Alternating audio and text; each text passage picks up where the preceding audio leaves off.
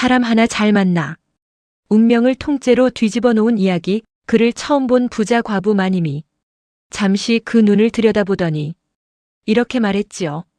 이 사람 바보가 아니네. 사람을 속일 줄 모르는 얼굴이네. 그 한마디가 머슴 돌쇠 인생을 바꿀 줄은 몰랐습니다. 바보라서 쫓겨난 머슴이 조선 제일 부잣집 주인이 될 줄 누가 알았겠습니까? 일은 소처럼 하는데 머리는 콩알만 한 놈, 맞고 쫓겨나도 억울한 줄 모르고 산길을 헤매던 그 바보 머슴. 호랑이도 무서워하지 않고 당당히 엎어버리지만 순수한 청년 머슴 돌쇠가 이 고을의 운명을 완전히 바꿔놓을 줄 그 누가 알았겠습니까? 청풍야담을 찾아주셔서 감사합니다. 구독과 좋아요 한 번만 부탁드려요. 그럼 오늘의 이야기 시작하겠습니다. 하늘은 잿빛으로 흐렸고 찬바람이 쌩쌩 불어댔어요.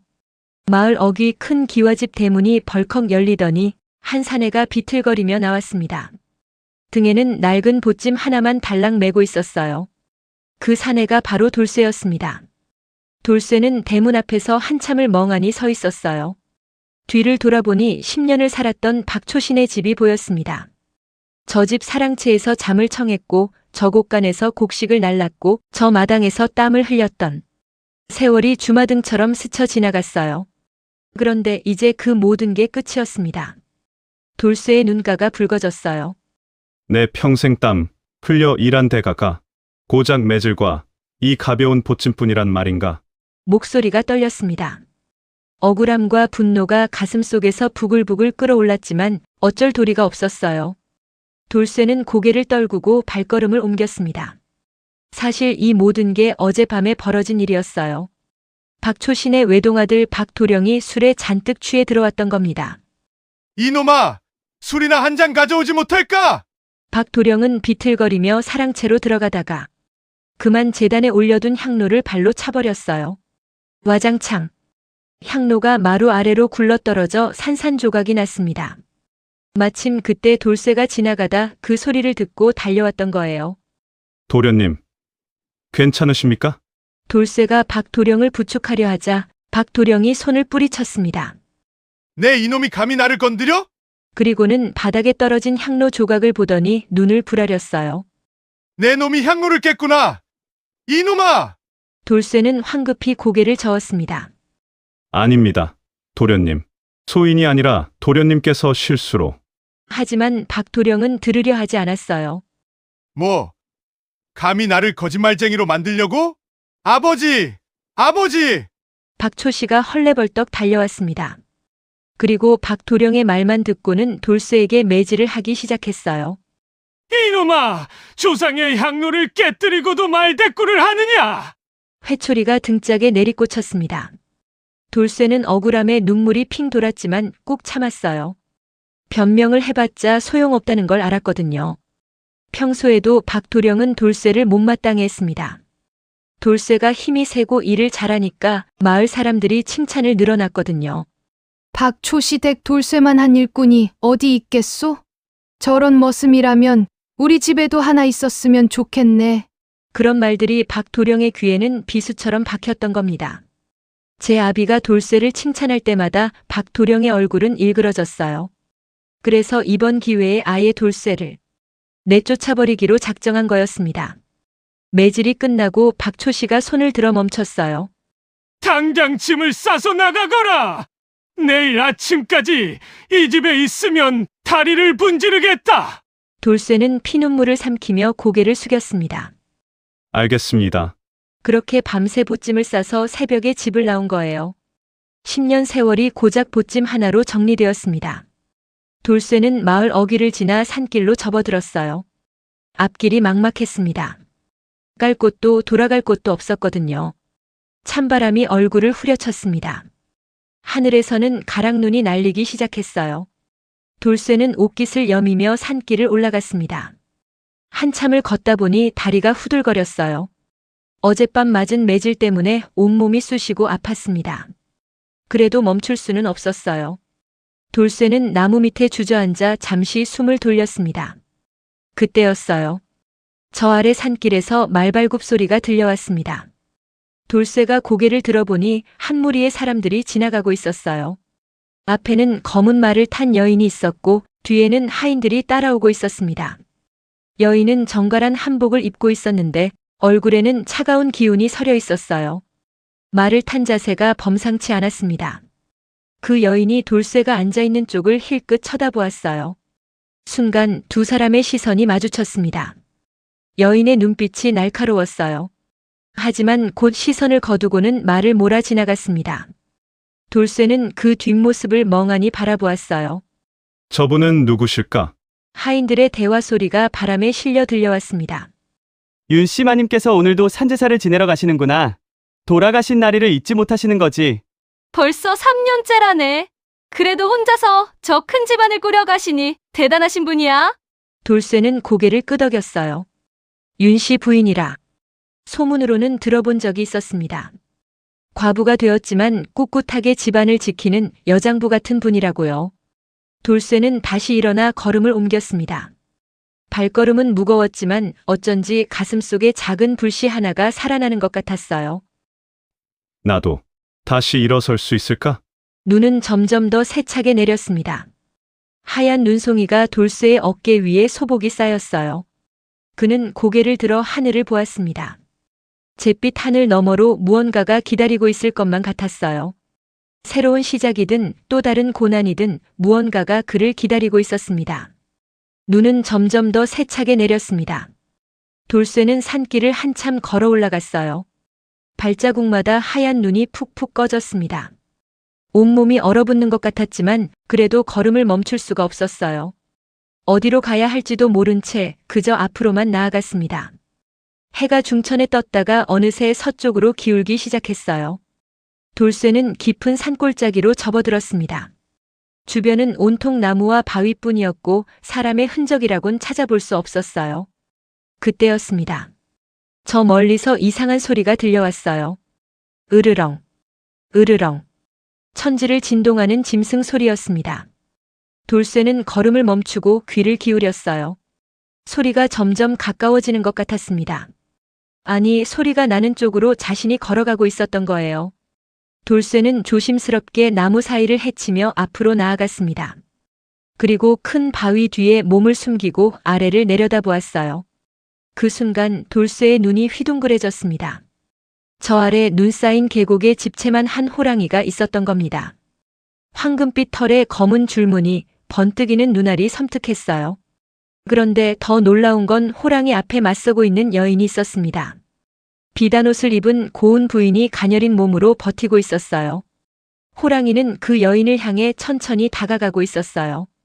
입을 쩍 벌리고는 침을 질질 흘리며 으르렁거렸습니다. 여인은 창백한 얼굴로 호랑이를 노려보고 있었지만 몸을 움직일 수가 없는 것 같았어요. 제발 물러가거라. 여인의 목소리가 떨렸습니다. 하지만 호랑이는 아랑곳하지 않았어요. 한 걸음 또 한 걸음 다가갔습니다. 이제 여인과 호랑이 사이의 거리는 불과 서너 걸음밖에 남지 않았어요. 돌쇠는 가슴이 철렁 내려앉았습니다. 저 여인은 아까 산길에서 본 맞았어요. 말을 타고 지나갔던 윤씨 부인이었습니다. 돌쇠는 순간 머릿속이 하얗게 변했어요. 도망가야 할까 아니면. 하지만 몸이 먼저 움직였습니다. 돌쇠는 바위 위에서 벌떡 일어나 소리쳤어요. 이놈의 고양이가 어디서 사람을 괴롭히느냐? 그리고는 바위를 박차고 뛰어내렸습니다. 눈밭에 풍덩 떨어진 돌쇠는 굴러가듯 달려가더니 호랑이 코앞에 섰어요. 호랑이가 고개를 돌려 돌쇠를 바라보았습니다. 으르렁. 더 크게 울부짖었어요. 돌쇠는 두려움 따위는 없다는 듯 주먹을 불끈 쥐었습니다. 어서 산으로 도망가지 못해. 그리고는 호랑이 콧등을 향해 주먹을 휘둘렀어요. 탁! 둔탁한 소리가 울렸습니다. 호랑이가 깜짝 놀라 뒤로 물러섰어요. 10년 동안 곡식 가마니를 나르고 나무를 패며 단련된 주먹이었습니다. 호랑이도 예상치 못한 일격이었던 거예요. 돌쇠는 멈추지 않았습니다. 한 발 더 앞으로 나아가며 소리쳤어요. 이놈아! 내가 산 주인이라고 사람까지 해치려 드느냐? 썩 물러가지 못해. 호랑이는 콧등을 비비며 으르렁거렸습니다. 하지만 이상하게도 더 이상 달려들지 않았어요. 오히려 한 걸음, 두 걸음 뒤로 물러섰습니다. 돌쇠는 계속해서 소리를 질러댔어요. 가라. 당장 가지 않으면 내 코를 더 세게 때릴 것이다. 호랑이가 머뭇거렸습니다. 그러다가 마지막으로 한번 크게 울부짖더니 몸을 돌려 산속으로 사라져버렸어요. 쿵쿵쿵. 무거운 발소리가 점점 멀어져 갔습니다.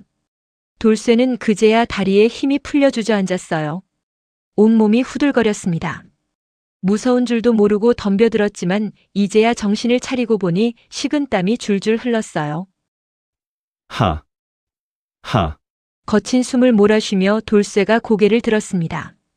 그때 여인의 목소리가 들려왔어요. 그대가 나를 구해 주었구나. 돌쇠는 황급히 여인에게 다가갔습니다. 윤씨 부인은 창백한 얼굴로 돌쇠를 바라보고 있었어요.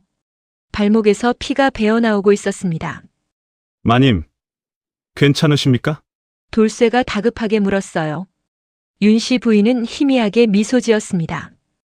괜찮다. 아니, 괜찮지 않구나. 발목을 다쳤어. 그녀는 산제사를 지내고 돌아가던 길이었대요. 하인들과 떨어져 혼자 말을 타고 가다가 갑자기 뛰어나온 호랑이의 놀란 말이 날뛰는 바람에 떨어졌던 겁니다. 말은 도망가 버렸고 그녀는 발목을 삐끗해서 움직일 수가 없었어요. 하인들이 찾으러 올 것이다. 하지만 그 전에 저 호랑이가 나를 해쳤다면 윤씨 부인은 돌쇠를 똑바로 쳐다보았습니다. 그대가 아니었다면 나는 지금 저승길을 가고 있었을 게다. 돌쇠는 고개를 저었어요. 아닙니다, 마님. 소인은 그저 사람이 죽는 걸 보고만 있을 수 없었을 뿐입니다. 윤씨 부인의 눈빛이 부드러워졌습니다. 그대의 이름은 무엇이냐? 돌쇠라고 합니다. 돌쇠. 좋은 이름이로구나. 그때 저 멀리서 사람들의 목소리가 들려왔어요. 마님 어디 계십니까? 하인들이 윤씨 부인을 찾아 헤매고 있었던 겁니다. 윤씨 부인은 돌쇠의 손을 꽉 잡았어요. 돌쇠, 그대는 내 생명의 은인이다. 이 은혜를 잊지 않겠다. 돌쇠는 당황해서 손을 빼려 했지만 윤씨 부인의 소나귀가 단단했어요. 마님, 소인은 그저 나를 따라오너라. 내 집에서 머물도록 하겠다. 윤씨 부인의 목소리는 명령조였습니다. 하지만 그 속에는 따뜻함이 배어 있었어요. 돌쇠는 멍하니 윤씨 부인을 바라보았습니다.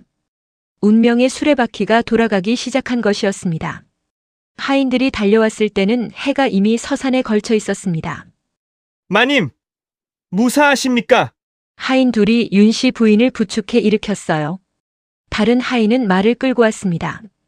윤씨 부인은 발목을 절뚝이며 돌쇠를 돌아보았어요. 이분이 내 목숨을 구해 주셨다. 함부로 대하지 마라. 하인들이 깜짝 놀라 돌쇠를 쳐다보았습니다. 남루한 옷차림에 보찜 하나 맨 초라한 행색이었거든요. 하지만 윤씨 부인의 말에 하인들은 고개를 숙였어요. 은인께 감사드립니다. 돌쇠는 어쩔 줄 몰라 손을 내저었습니다. 아닙니다. 당연한 일을 했을 뿐입니다. 윤씨 부인은 말에 오르며 돌쇠에게 손짓했어요. 돌쇠, 그대도 우리와 함께 가자. 하지만 소인은 보아하니 갈 곳 없는 처지인 듯한데 우리 집에서 밥이나 배불리 먹으며 지내시지요. 윤씨 부인의 말투는 정중했지만 거절할 수 없는 힘이 담겨 있었어요. 돌쇠는 잠시 망설이다가 고개를 끄덕였습니다. 사실 갈 곳도 없었고 배도 고팠거든요. 일행은 산을 내려가기 시작했어요.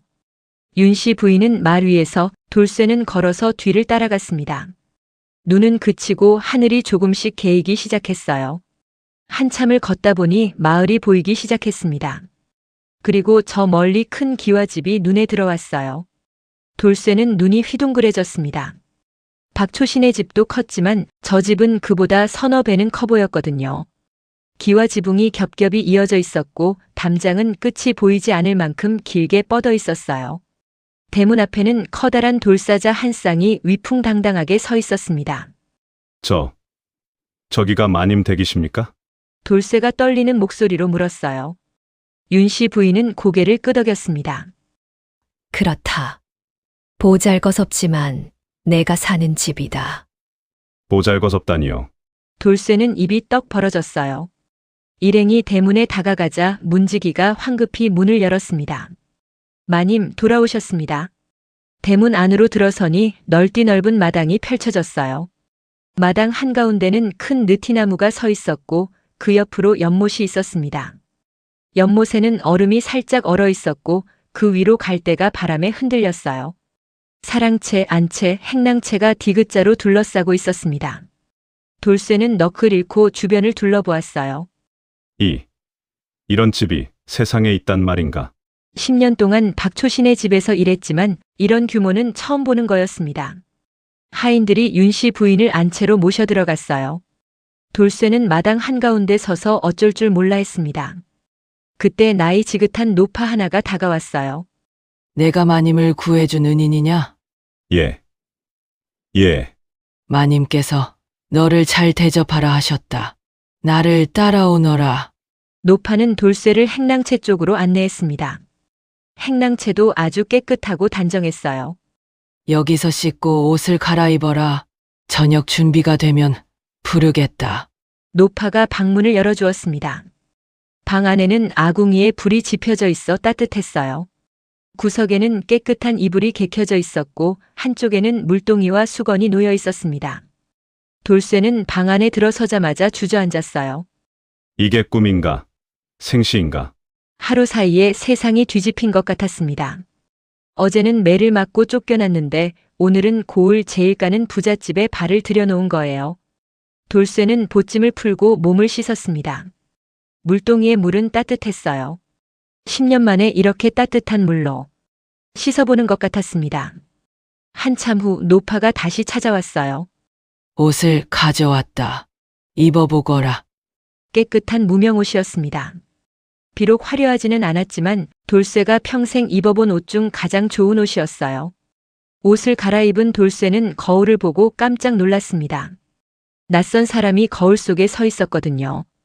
깨끗이 씻고 새 옷을 입으니 자신도 사람 구실을 하는 것 같았어요. 자, 이제 저녁을 먹으러 가자. 노파가 돌쇠를 안채 쪽으로 안내했습니다. 안채 대청마루에 상이 차려져 있었어요. 윤 씨 부인은 이미 자리에 앉아 있었습니다. 발목에는 깨끗한 붕대가 감겨 있었고 얼굴에는 생기가 돌아와 있었어요. 앉거라. 돌쇠는 조심스럽게 상 앞에 앉았습니다. 상 위에는 흰 쌀밥, 따끈한 국, 나물, 생선구이, 고기까지 가득 차려져 있었어요. 돌쇠는 눈물이 핑 돌았습니다. 평생 이런 밥상을 받아본 적이 없었거든요. 어서 먹어라. 배고플 텐데. 윤 씨 부인이 부드럽게 말했어요. 돌쇠는 숟가락을 들었습니다. 밥 한 술을 떠서 입에 넣는 순간 눈물이 뚝 떨어졌어요. 괜찮으냐? 윤 씨 부인이 걱정스러운 표정으로 물었습니다. 돌쇠는 고개를 끄덕이며 눈물을 닦았어요. 너무 감사합니다, 마님. 그대가 내 목숨을 구해 주었는데 이 정도야 당연한 게다. 윤 씨 부인은 돌쇠를 가만히 바라보았어요. 그의 눈망울은 순박했습니다. 비록 겉모습은 초라했지만 그 속은 맑고 깨끗했어요. 이리저리 잔머리 굴리는 양반들, 돈만 밝히는 장사치들, 권력에 아첨하는 아전들. 그런 자들을 숱하게 봐왔던 윤 씨 부인이었습니다. 하지만 이 사내는 달랐어요. 호랑이 앞에서도 두려워하지 않고 남을 구했고 은혜를 베풀어도 당연하다는 듯 받아들이지 않았습니다. 윤 씨 부인은 마음속으로 생각했어요. 이 사람이라면 믿을 수 있을지도 모르겠구나. 밥을 다 먹고 나자 윤 씨 부인이 입을 열었습니다. 돌쇠, 그대는 어디서 왔느냐? 돌쇠는 박초신의 집에서 쫓겨난 이야기를 했어요. 억울하게 누명을 쓴 이야기, 10년 동안 일한 이야기를 담담하게 풀어놓았습니다. 윤 씨 부인은 고개를 끄덕이며 들었어요.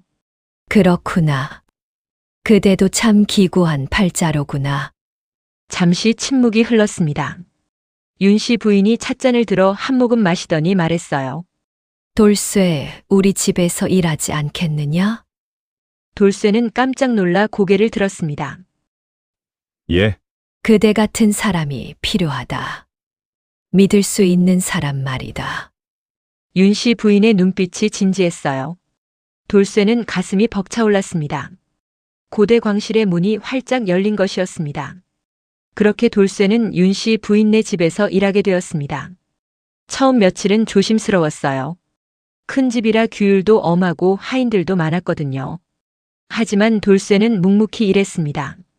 새벽같이 일어나 마당을 쓸고 장작을 패고 곡간을 정리했어요. 10년 동안 다져진 솜씨였습니다. 윤 씨 부인은 그런 돌쇠를 지켜보았어요. 성실하고 부지런하고 무엇보다 정직했습니다. 한 달이 지나자 윤 씨 부인이 돌쇠를 불렀어요. 돌쇠, 이리 오너라. 돌쇠는 대청마루 아래에서 고개를 숙였습니다. 예, 마님.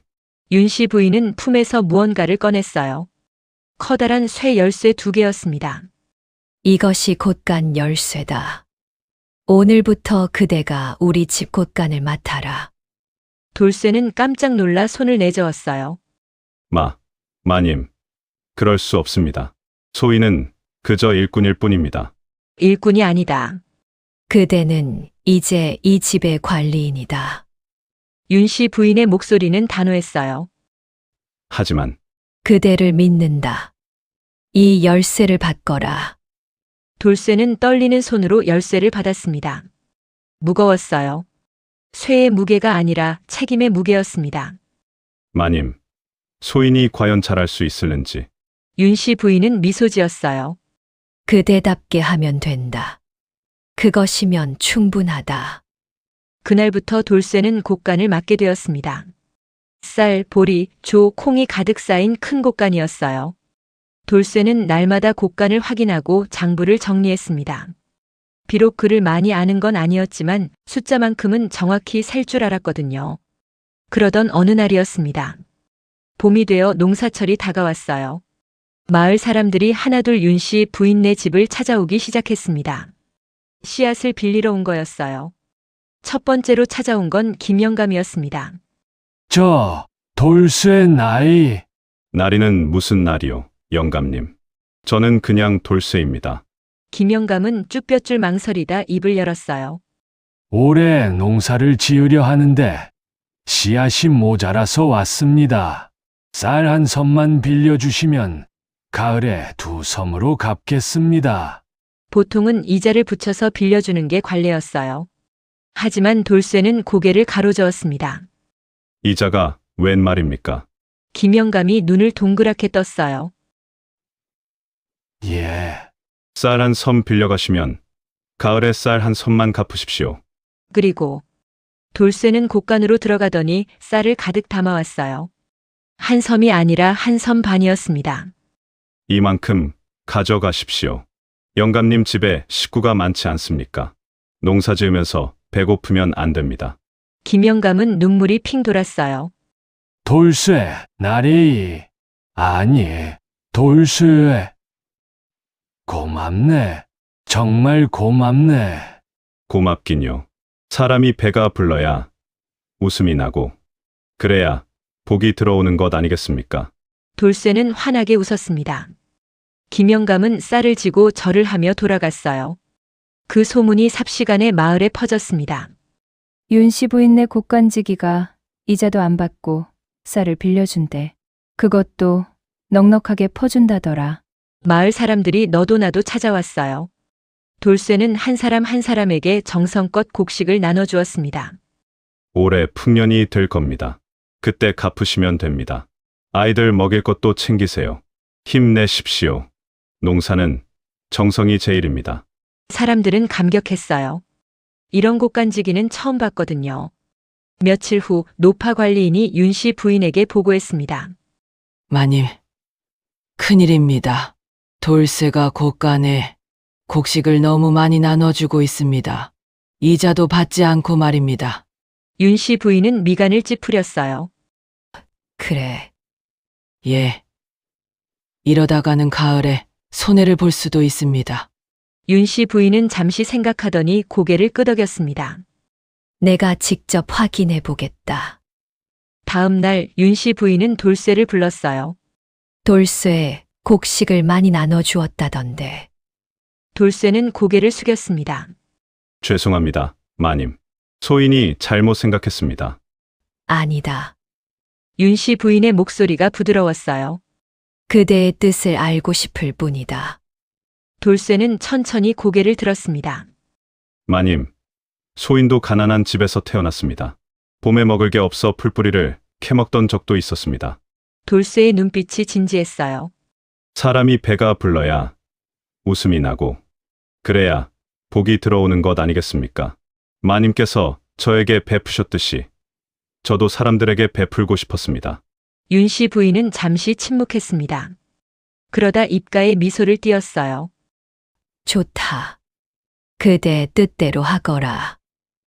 마님, 다만 장부는 정확히 기록해 두어라. 누가 얼마를 빌려갔는지 말이다. 예, 알겠습니다. 봄이 지나고 여름이 왔습니다. 마을 사람들은 열심히 농사를 지었어요. 그런데 신기한 일이 벌어졌습니다. 사람들이 윤 씨 부인네 밭으로 너도 나도 달려온 거예요. 우리 집 일은 끝났으니 마님네 바치를 거들겠습니다. 은혜를 갚아야지요. 사람들은 제 일처럼 윤 씨 부인네 밭을 돌봤어요. 김매기도 하고 물도 대주고 정성껏 농사를 지었습니다. 가을이 되었습니다. 풍년이 들었어요. 마을 전체가 황금빛 벼로 물들었습니다. 사람들은 약속대로 빌린 곡식을 갚으러 왔어요. 돌쇠, 쌀 한 섬 빌렸으니 한 섬 갚습니다. 그런데 다들 자루에 조금씩 더 담아왔어요. 이건 그냥 마음입니다. 받아주십시오. 덕분에 올해 풍년이었습니다. 곡간이 가득 찼습니다. 노파 관리인이 장부를 정리하더니 깜짝 놀랐어요. 마님, 작년보다 곡식이 2배나 늘었습니다. 윤 씨 부인은 웃으며 고개를 끄덕였습니다. 그럴 줄 알았다. 그날 저녁 윤 씨 부인이 돌쇠를 불렀어요. 돌쇠, 그대 덕분에 기적이 일어났구나. 돌쇠는 어리둥절한 표정이었습니다. 소인은 그저 당연한 일을 했을 뿐인데요. 그 당연함이 바로 복을 부른 것이다. 윤 씨 부인의 눈빛이 따뜻했어요. 사람들은 그대의 선함을 기억할 것이다. 그리고 그 선함은 언젠가 더 큰 복으로 돌아올 것이다. 돌쇠는 고개를 숙였습니다. 창밖으로 보름달이 떠올랐어요. 바보 같은 살림법이 오히려 가산을 2배로 불렸습니다. 돌쇠의 새로운 삶이 시작되고 있었습니다. 가을이 지나고 겨울이 다가왔습니다. 윤 씨 부인은 돌쇠를 유심히 지켜보았어요. 곡간을 맡긴 지 반년이 넘었는데 그 사이 돌쇠는 한 번도 실수를 하지 않았습니다. 정직하고 성실하고 무엇보다 사람들을 진심으로 대했어요. 마을 사람들은 이제 돌쇠를 보면 반갑게 손을 흔들었습니다. 돌쇠, 잘 지내나? 우리 집에 한번 들러서 밥이라도 먹고 가게. 돌쇠는 언제나 환하게 웃으며 대답했어요. 그런 모습을 보면서 윤 씨 부인은 생각했습니다. 이 사람은 참 귀한 사람이로구나. 어느 날 저녁이었어요. 돌쇠가 하루 일을 마치고 행랑채로 돌아가려는데 하인이 불렀습니다. 돌쇠, 마님께서 사랑채로 오라 하십니다. 지금요? 예, 지금 바로요. 돌쇠는 옷매무새를 가다듬고 사랑채로 향했어요. 사랑채 문을 두드리자 윤 씨 부인의 목소리가 들렸습니다. 들어오너라. 방 안에는 촛불이 환하게 켜져 있었어요. 윤 씨 부인은 책상 앞에 앉아 있었고 그 위에는 종이와 붓이 놓여 있었습니다. 앉거라. 돌쇠는 조심스럽게 자리에 앉았어요. 윤 씨 부인이 붓을 들어 종이에 무언가를 쓰기 시작했습니다. 돌쇠, 그대는 글을 아느냐? 소인은 글을 거의 모릅니다. 제 이름 석자 쓸 줄 아는 게 전부입니다. 윤 씨 부인은 고개를 끄덕였어요. 그럴 줄 알았다. 오늘부터 내가 그대에게 글을 가르쳐 주겠다. 돌쇠는 깜짝 놀라 손을 내저었습니다. 아닙니다, 마님. 소인 같은 천한 사람이 어찌 글을 배울 수 있겠습니까? 천하다니. 윤 씨 부인의 목소리가 차가워졌어요. 그대가 천하다면 이 세상에 귀한 사람이 얼마나 되겠느냐. 하지만 듣거라, 돌쇠. 윤 씨 부인이 돌쇠를 똑바로 쳐다보았습니다. 그대의 진심은 세상 그 어떤 보석보다 빛난다. 그러니 스스로를 귀하게 여겨야 한다. 돌쇠는 가슴이 뭉클해졌어요. 태어나서 이런 말을 들어본 적이 없었거든요. 윤 씨 부인은 종이를 돌쇠 앞으로 밀었습니다. 자, 이것이 천자다. 하늘천. 그날부터 밤마다 사랑채에 불이 켜졌습니다. 윤 씨 부인은 정성껏 돌쇠에게 글을 가르쳤어요. 하늘천, 땅지, 거물현, 누를 황. 돌쇠는 붓을 잡고 한 획 한 획 따라 그었습니다. 처음에는 손이 떨려서 삐뚤빼뚤했어요. 하지만 며칠이 지나자 조금씩 나아지기 시작했습니다. 윤 씨 부인은 글자만 가르친 게 아니었어요. 돌쇠, 사람을 대할 때는 눈을 똑바로 봐야 한다. 그래야 진심이 전해진다. 예, 마님. 그리고 말할 때는 또박또박 천천히 해야 한다. 급하게 말하면 뜻이 제대로 전해지지 않는다. 알겠습니다. 무엇보다 중요한 것은 상대방의 말을 끝까지 듣는 것이다. 듣는 것이 말하는 것보다 더 중요하다. 돌쇠는 고개를 끄덕이며 모든 것을 마음속에 새겼어요. 한 달, 두 달이 지났습니다. 돌쇠는 이제 간단한 편지 정도는 읽을 수 있게 되었어요. 장부도 혼자 정리할 수 있게 되었고요. 말투도 조금씩 달라졌습니다. 더 침착하고 더 또렷해졌어요. 어느 날 저녁 윤 씨 부인이 큰 보자기를 내놓았습니다. 이것을 그대에게 주겠다. 보자기를 풀자 비단옷이 나왔어요. 푸른색 도포에 하얀 적삼 그리고 검은 각까지 있었습니다. 돌쇠는 눈이 휘둥그레졌어요. 마님. 이건 너무 과분합니다. 과분하지 않다. 그대는 이제 이 집의 관리인이다. 마땅히 이런 옷을 입어야 한다. 하지만 소희는 윤 씨 부인은 일어나서 돌쇠의 어깨에 손을 올렸어요. 돌쇠, 옷이 사람을 만드는 게 아니다. 사람이 옷을 빛나게 하는 것이다. 그녀의 목소리가 부드러웠습니다.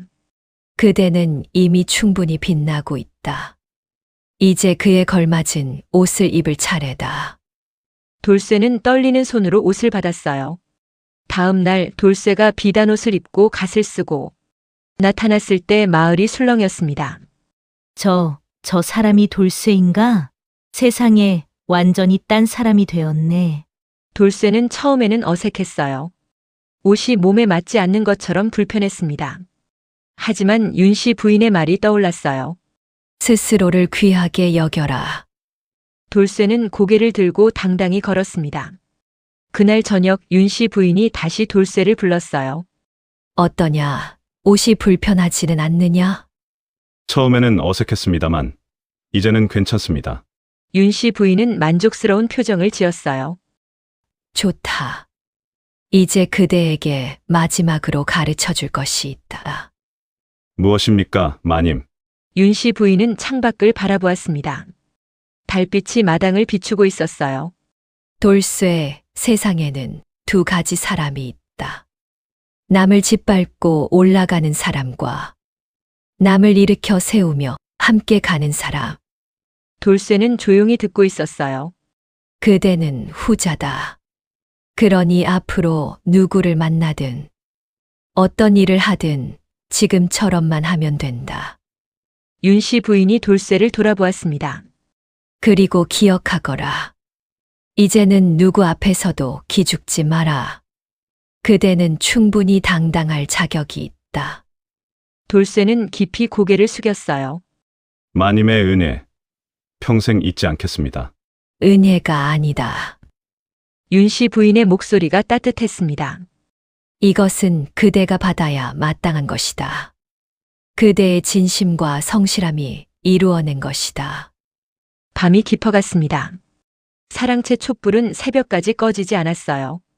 윤 씨 부인과 돌쇠는 밤새 이야기를 나누었습니다.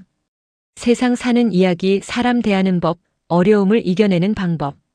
바보 같던 돌쇠가 점점 늠름한 대장부로 변해가고 있었습니다. 그리고 윤 씨 부인의 마음속에도 변화가 일어나고 있었어요. 처음에는 목숨을 구해준 은인으로만 봤던 돌쇠였습니다. 하지만 이제는 달랐어요. 그의 순수한 마음씨, 변하지 않는 진심, 남을 먼저 생각하는 따뜻함. 그 모든 것이 윤 씨 부인의 마음을 조금씩 녹이고 있었습니다. 이 사람은 내가 평생 찾던 사람일지도 모르겠구나. 창밖으로 첫눈이 내리기 시작했습니다. 하얀 눈송이가 마당을 소복이 덮어갔어요.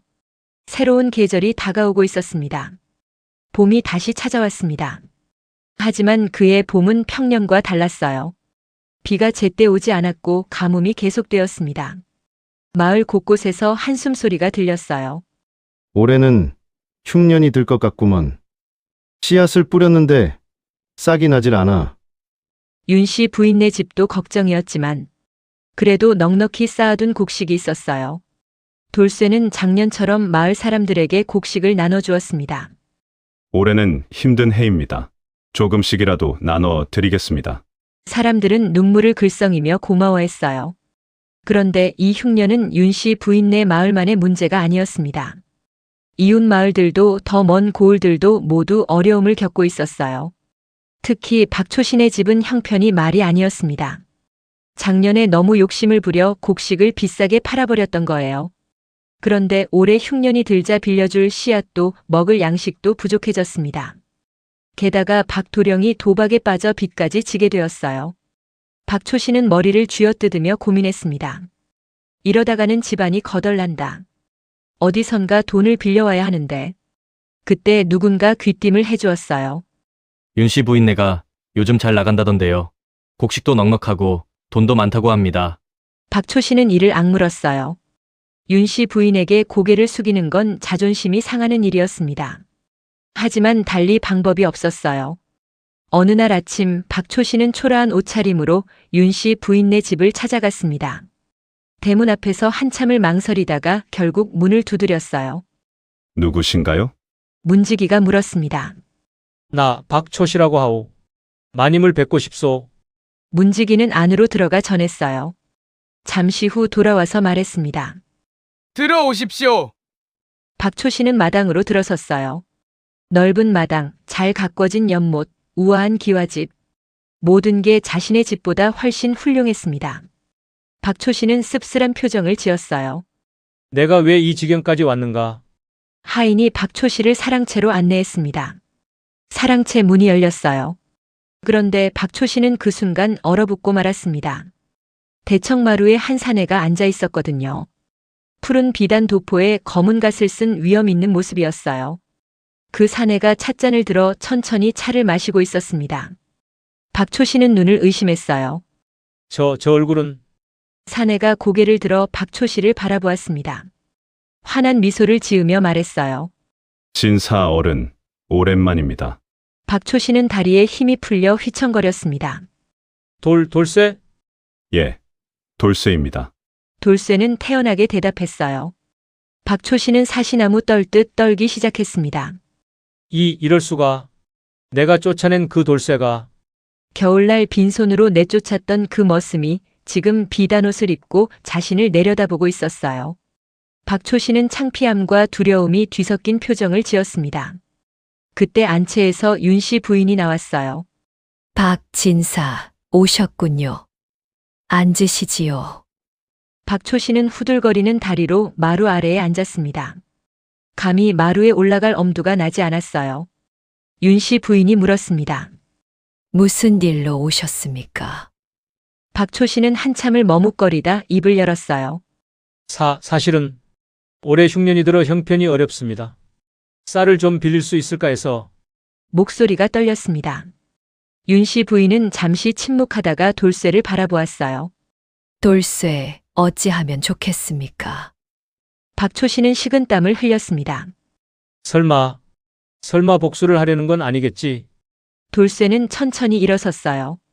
그리고 박초씨 앞으로 다가갔습니다. 박초씨는 고개를 더 숙였어요. 돌쇠가 입을 열었습니다. 진사 어른. 예. 솥단지 구멍 냈던 바보 돌쇠가 여기 있습니다. 박초 씨는 얼굴이 새빨개졌어요. 옛날 일이 떠올랐습니다. 박도령이 향로를 깨뜨리고는 돌쇠에게 뒤집어 씌웠던 그날 밤. 돌쇠는 계속 말했어요. 그때 진사 어른께서 저를 내쫓으셨지요. 덕분에 저는 이 좋은 집을 만났습니다. 박초 씨는 고개를 들지 못했어요. 그러니 어찌 보면 진사 어른은 저의 은인이십니다. 돌쇠가 크게 웃었습니다. 국밥이라도 한 그릇 하고 가시지요. 배고프실 텐데요. 박초 씨는 눈물이 핑 돌았어요. 복수를 당할 줄 알았는데 오히려 환대를 받은 겁니다. 돌쇠, 미안하네. 그때 내가 잘못했네. 돌쇠는 고개를 저었어요. 지난 일입니다. 이제는 다 잊으셨죠? 그는 하인을 불러 말했습니다. 곳간에서 쌀 10섬을 내오너라. 그리고 부엌에서 따뜻한 국밥을 준비하라고 하거라. 열섬이나요? 박초 씨는 깜짝 놀랐어요. 예. 진사 어른 댁 식구가 많지 않습니까? 이 정도는 있어야 올 한 해를 버티실 겁니다. 하지만 이자는 없습니다. 돌쇠가 단호하게 말했어요. 어려울 때 서로 돕는 게 사람 사는 이치 아니겠습니까? 편히 쓰시고 형편이 나아지면 그때 갚으십시오. 박초 씨는 더 이상 참을 수 없었어요. 그는 마루 아래에서 큰 절을 올렸습니다. 고맙네. 정말 고맙네. 내가 큰 잘못을 저질렀네. 윤 씨 부인이 조용히 말했어요. 박진사 돌쇠는 원래 그런 사람입니다.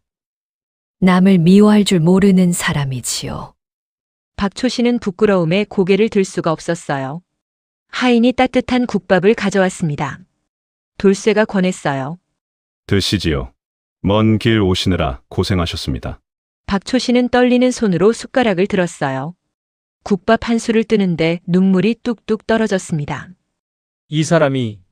내가 쫓아낸 이 사람이 나를 이렇게 대해주다니. 밥을 다 먹고 나자 하인들이 쌀가마니를 지게에 지워주었어요.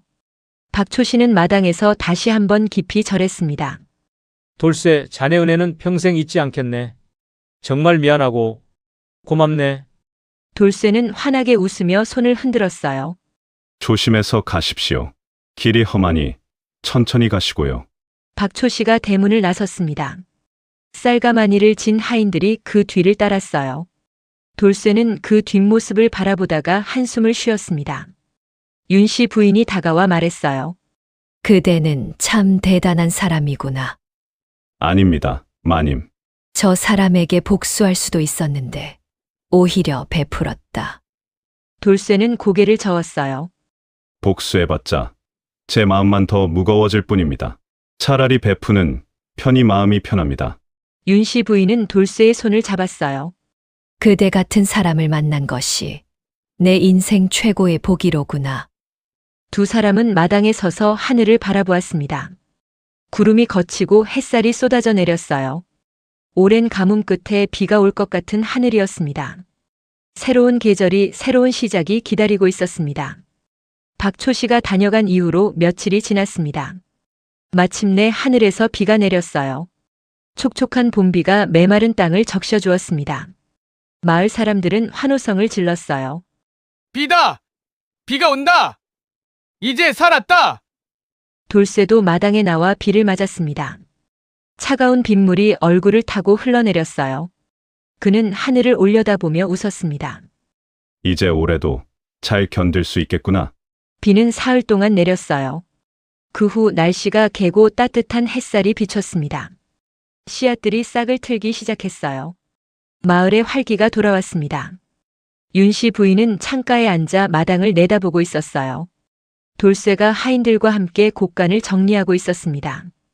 이쪽 곡식은 씨앗으로 남겨두고 저쪽은 식량으로 쓰도록 하십시오. 예! 알겠습니다. 그리고 마을 어르신들께 먼저 나눠드리고 젊은 사람들은 그 다음에. 돌쇠는 꼼꼼하게 지시했어요. 이제는 완전히 이 집의 관리인 역할을 하고 있었습니다. 윤 씨 부인은 그런 돌쇠를 바라보며 미소 지었어요. 참 믿음직하구나. 한 해가 지났습니다. 돌쇠가 이 집에 온 지 벌써 1년 반이 넘었어요. 그 사이 집안은 더욱 번창했습니다. 고가는 가득 찼고 마을 사람들의 신뢰도 두터워졌어요.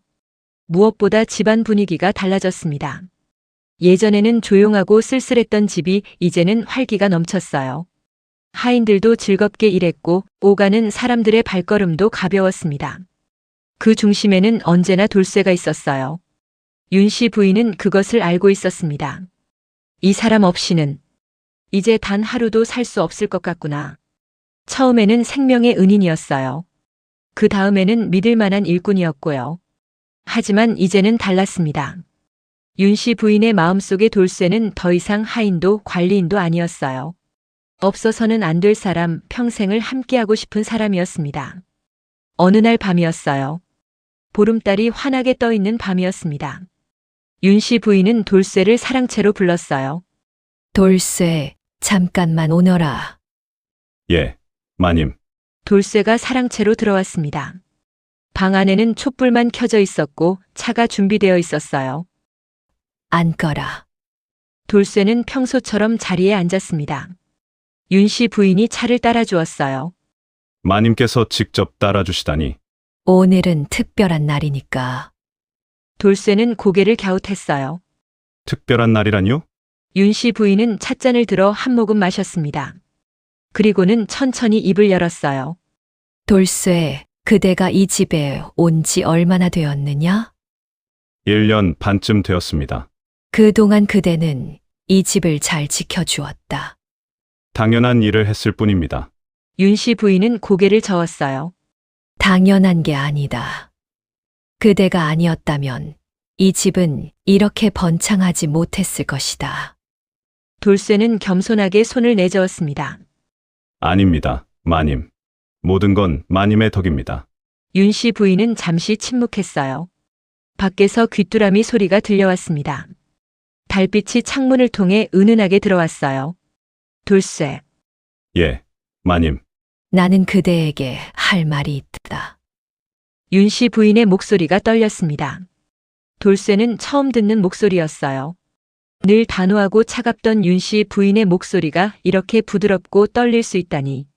무슨 말씀이신지요? 윤씨 부인은 돌쇠를 똑바로 바라보았어요. 나는 그대를 믿는다. 감사합니다. 그것뿐만이 아니다. 윤씨 부인이 자리에서 일어났습니다. 그리고 창가로 걸어가 달을 바라보았어요. 나는 그대의 우직함에 내 남은 생을 맡기려 한다. 돌쇠는 무슨 말인지 이해하지 못했어요. 마님. 윤씨 부인이 돌아섰습니다. 달빛이 그녀의 얼굴을 비췄어요. 눈가에 눈물이 맺혀 있었습니다. 나와 함께 이 집의 주인이 되어 주겠소. 순간 돌쇠는 숨이 멎는 것 같았어요. 예. 예? 그대와 혼인하고 싶다는 말이오. 윤씨 부인의 목소리는 떨렸지만 결연했습니다. 돌쇠는 얼굴이 홍당무처럼 빨개졌어요. 마님. 그럴 수 없습니다. 그는 벌떡 일어나며 손을 내저었습니다. 소인은 천안 머슴 출신입니다. 마님과는 감히. 신분이 무슨 대수냐? 윤씨 부인이 단호하게 말했어요. 그대는 어느 양반보다 훌륭하다. 진심으로 남을 대하고 욕심 없이 베풀고 정직하게 산다. 그녀는 돌쇠에게 다가갔습니다. 나는 남편을 일찍 여의었다. 3년 동안 홀로 지냈다. 그동안 수많은 사람들이 나에게 장가를 들자고 했지. 돌쇠는 숨을 죽이고 들었어요. 하지만 나는 한 번도 마음이 움직이지 않았다. 그들은 모두 내 재산만 탐냈을 뿐이니까. 윤씨 부인의 눈빛이 따뜻해졌습니다. 그런데 그대는 달랐다. 그대는 나를 구해주었고, 내 집을 지켜주었고, 진심으로 대해주었다. 마님. 나는 그대가 필요하다. 평생의 동반자로 말이다. 돌쇠는 눈물이 핑 돌았어요. 태어나서 이런 말을 들어본 적이 없었습니다. 천한 머슴으로 태어나 평생 남의 집 일이나 하며 살 줄 알았는데 이렇게 귀한 분이 자신과 혼인하고 싶다니. 하지만 소인은. 그대는 충분히 자격이 있다. 윤씨 부인이 돌쇠의 손을 잡았어요. 나를 거절하려거든 내 마음이 싫어서 거절하거라. 신분 때문이라면 그런 이유는 받아들이지 않겠다. 돌쇠는 떨리는 입술로 말했습니다. 마님을 싫어할 리가 있겠습니까? 그럼 돌쇠는 한참을 망설이다가 천천히 고개를 끄덕였어요. 소인이 마님을 모실 수 있다면 그보다 큰 영광은 없을 것입니다. 윤씨 부인의 얼굴에 환한 미소가 번졌습니다. 고맙소. 그녀는 돌쇠의 손을 꽉 잡았어요. 이제부터 그대는 내 남편이고 이 집의 주인이오. 돌쇠는 여전히 얼굴이 빨개져서 어쩔 줄 몰라 했습니다. 손은 땀으로 축축했고 가슴은 두근두근 뛰었어요. 그런데 마님, 아니, 이제 뭐라고 불러야? 윤씨 부인이 웃음을 터뜨렸습니다. 앞으로는 나를 부인이라 부르시오. 우리는 이제 부부가 될 테니까. 부인. 돌쇠가 조심스럽게 불러보았어요. 윤씨 부인은 고개를 끄덕였습니다. 그렇소. 아주 좋소. 두 사람은 마주보며 웃었어요. 창밖에서는 보름달이 환하게 빛나고 있었습니다. 바람이 불어 나뭇잎이 바스락거렸어요. 어디선가 올빼미가 울었습니다. 그날 밤 두 사람의 운명이 바뀌었습니다. 머슴이었던 돌쇠는 이제 당당한 주인이 될 것이고 홀로 외로웠던 윤씨 부인은 이제 평생의 반려자를 얻게 된 것이었습니다. 세상 사람들이 뭐라 하든 두 사람에게는 중요하지 않았어요. 진심과 진심이 만났고 그것으로 충분했습니다. 운명의 수레바퀴가 완전히 새로운 길로 접어들었습니다. 혼례가 치러졌습니다. 온 마을 사람들이 모여들었어요. 윤씨 부인네 집 마당은 사람들로 가득 찼습니다. 세상에, 윤씨 부인께서 재혼을 하신다니. 신랑이 누구래? 돌쇠라고 하던데 그 착한 돌쇠 말이야. 아, 그 복덩이 돌쇠 정말 잘 됐네. 사람들은 축하의 박수를 보냈어요. 돌쇠는 새 신랑 복장을 하고 서 있었습니다. 비록 얼굴은 여전히 빨개져서 어색해했지만 그 모습이 더욱 정겹게 보였습니다. 윤씨 부인은 고운 화롯을 입고 있었어요. 붉은 치마에 화려한 저고리 그리고 머리에는 족두리를 얹었습니다. 3년 만에 다시 혼례복을 입은 그녀의 얼굴에는 환한 미소가 번져 있었어요. 혼례가 시작되었습니다. 신랑 신부 서로를 향해 절을 올리시오. 두 사람이 마주보고 절을 올렸어요. 사람들이 환호성을 질렀습니다. 만세! 만세! 잘 사시오! 혼례가 끝나고 잔치가 벌어졌습니다. 마당 가득 상이 차려졌어요. 떡, 과일, 고기, 생선. 온갖 음식이 넘쳐났습니다. 돌쇠는 사람들에게 일일이 인사를 다녔어요. 어르신, 오셨습니까? 많이 드십시오. 아주머니, 건강하시지요? 이리 앉으시지요. 사람들은 돌쇠를 보며 감탄했습니다. 저 사람 참 복이 많아. 착하게 살더니 하늘이 복을 주셨구먼. 기명감이 다가왔어요. 돌쇠 날이, 아니 이제는 주인 날이라 불러야겠구먼. 아이고, 영감님. 그냥 돌쇠라 불러주십시오. 아니야, 이제 주인 날이가 되셨는데 어찌 함부로 부르겠나. 하하. 그때 저 멀리서 박초 씨가 나타났습니다. 손에는 선물 보따리를 들고 있었어요. 사람들이 수군거렸습니다. 저 사람이 돌쇠를 쫓아낸 그 박초 씨 아닌가? 맞아. 얼굴이 없어서 어떻게 왔을까?